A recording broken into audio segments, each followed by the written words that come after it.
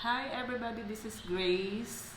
Sa mga hindi po nakakakilala sa akin, ako po si Grace from Graceling Jewelry.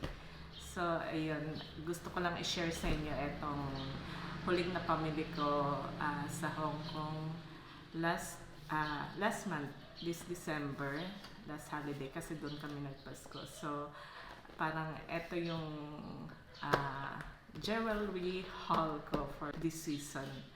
So, i-share ko sa inyo and then later on, I will post it in my Facebook page tsaka sa Shopee at IG account. Let me share with you this one. Ito, ngayon ko pa lang ito nalabas actually. So, meron akong dito, bumili ako ng pouch para sa mga alahas. Marami pa ako ngayon Pandora. So, empty box to kasi yung ibang pre-love Pandora na nabibili ko may mga kasamang box. But some, yung medyo mga luma na tinatapon ko na kasi ang hirap magdala sa baggage ng ano. So, eto po, eto yung mga pre-owned or pre-love Pandora na nabili ko. Ang gaganda nila. So, I will be posting it in Facebook. Ayan po. Pag gusto niyo ng box, magsabi lang kayo. Pwede ko kayong bigyan. But hindi lahat meron eh. Kasi yung medyo okay lang na boxes yung dinadala ko. At eto, meron akong almost new. Pre-love din to. Napakaganda niya. I'll post it soon. Yan, kung makikita niyo. At meron din tayong ring. So, ayun po. Etong mga jewelry actually na binili ko ngayon, mostly sa parang balik-puhunan na to. Sa kinita ko,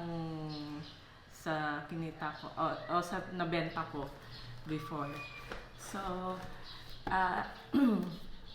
empty box din to. Eto, bago to, kasi parang may discounted products sa Hong Kong. Pero hindi ko siya nakikita dito sa Pinas.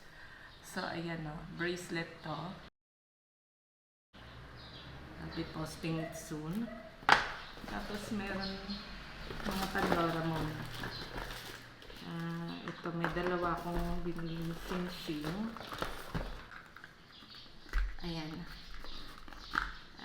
This one. Ayan, kung makikita niya. Ganun mo siya. Sa dalawang klaseng sing-sing tsaka isang bracelet yung brand yung Pandora ko. Ayan. Parang nagustuhan ko lang siya. Ang ganda kasi ng design. So, ito yung mga sabay puhunan ko. And then, ito yung mga may suki kasi akong taga mainland China na based sa Hong Kong. So, most likely doon ako bumibili sa kanya kasi meron siyang pawn shop sa Hong Kong. So, usually, magaganda yung item niya. So, ngayon, this time, yung mga pinimili ko sa kanya more on sa lower carat. So, 8 tsaka 9K. So, eto siya. Ang gaganda niya. Eto yung mga items. Hindi ko pa natatanggal yung tag. So, eto yun. Meron akong mga bagong pwedeng maipost. Like for example, this one. Diamond to na 9K bangle. Ang ganda niya. Paano ba maano? Ayan. So, ayun. And then, meron din akong nabiling may membership kasi ako sa brand na to, My Jewelry. So, minsan since nagpasko may mga special promo sila. So, may nabili akong 18K na diamond gold. Pag pumupunta kayo sa Hong Kong, usually sa mga mall, makikita niyo itong brand na to. Usually yung mga sinesell ko naman, mostly binili ko yan. Ako yung malated jewelry yan. Previously na nag-work pa ako sa Hong Kong. So, ayun, eto yung mga nabili kong jewelry as of now.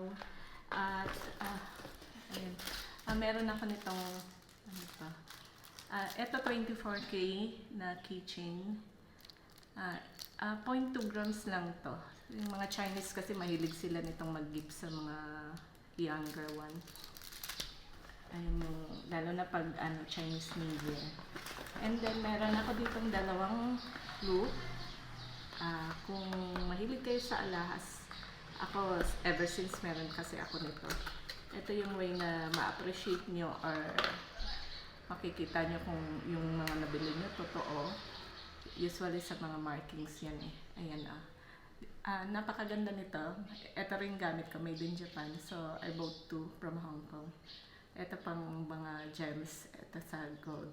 Usually for checking your jewelry. Kung mahilig kayo sa jewelry, very useful to. So may dalawa akong ganitong loop. Ito. And then, ito yung sa, ang cute lang, nasama lang dito sa Olap. Yung, kasi nag-annual membership kami sa Hong Kong Disneyland. So, Magic Milestone Reward Program. Pag makatatlong visit ka within 3 months, meron kang token, appreciation token, parang reward nila. So kami, within 2 weeks nakatatlong visit na, sulit agad. At eto naman, padala ko sa brother-in-law ko from Dubai. Before, eto yung mga item na sinesell ko din. Damas, branded din siya, magandang quality sa Dubai. So meron akong bracelet dito, 18K. Ayan, pakaganda. Ayan, bracelet at na-miss ko lang kasi itong nila. Pero actually now, marami na rin, ang dami na kasing nagsulputan din. Before, ito, nung time na nandun kami, ito yung talagang kilalang brand. Earrings. So, ayan, that's it. Ito yung mga, meron pa akong isang quintas. Hindi ko nasama. At saka ito, dalawa to eh. Okay, teka, kunin ko muna. Balik ako. So, ayun po. Ito, wala na. Mga receipts. Ito mga receipts. Watch from my, tita. Papaayos dapat sa Hong Kong. And then, ayan. Ito receipt din ng, actually, kung sa authenticity, yung tatanungin nyo, mga authentic po yung product ko kasi usually I bought it in the local shops in Hong Kong. So like for example, this one, I have here the receipts. Ayan. May mga receipts po ako dito. Ayan. Ito yung sa my jewelry. Nandito. So, ito yung sa Pandora.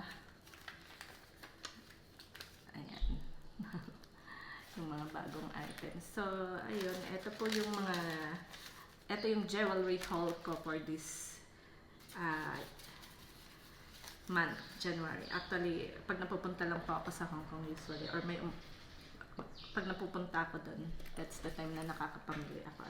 Kasi gusto ko ako mismo yung pipili. Ako mismo yung hahanap. So, that's it. I will be sharing this in my Facebook page, Shopee at IG.